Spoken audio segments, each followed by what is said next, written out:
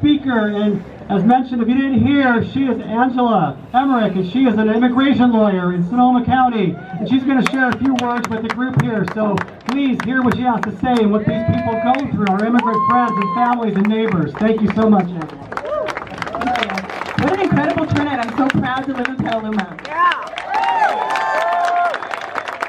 For Emmerich Law Offices in Santa Rosa, we do criminal defense and immigration defense, and every day I hear stories about families being separated, and I know it's the forefront right now, and it breaks my heart as a mother. I have my 1.5-year-old baby here, and I can't think of being separated from him, but I have stories of my clients who have been separated at the border, who may be back together now. I have a mother in Lake County currently. She has 6 minor children, and they've been reunited, but they're all being deported now. I was in removal court the other week with one of my juvenile clients, and there's clients in that courtroom with an attorney who are under 5, and they're there alone, being represented by pro bono attorneys.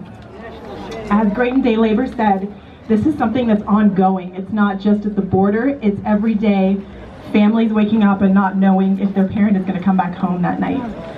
We have another client who has a 20-year-old DUI that's on his record, and every day he drives to work, he's afraid he won't come back to his U.S. citizen wife and U.S. citizen children. I have a client right now who's detained in Contra Costa, and he's been there since April for a DUI, and he is 50-something years old, been here since he was 17, and fully supports his elderly parents who are on Social Security.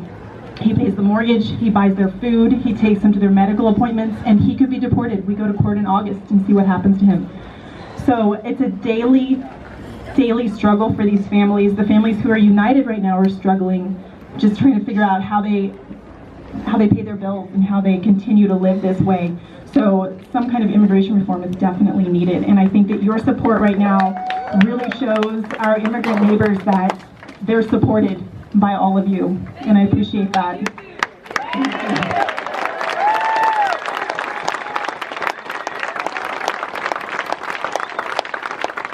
I read a quote this week just in social media and all of the things that people are activists and writing different things, and I read a quote that said, a parent wouldn't put their child in a boat unless the water was safer than the land.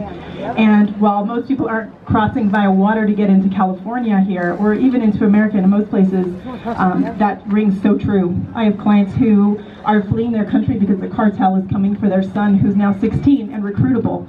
And so they're fleeing to come here and possibly be separated and potentially deported to save their child from a life in a cartel and being shot at and being trained to kill people. They don't have a choice, and they're coming here and asking for our help, and we're separating them. So go out and vote and continue your activism. Thank you.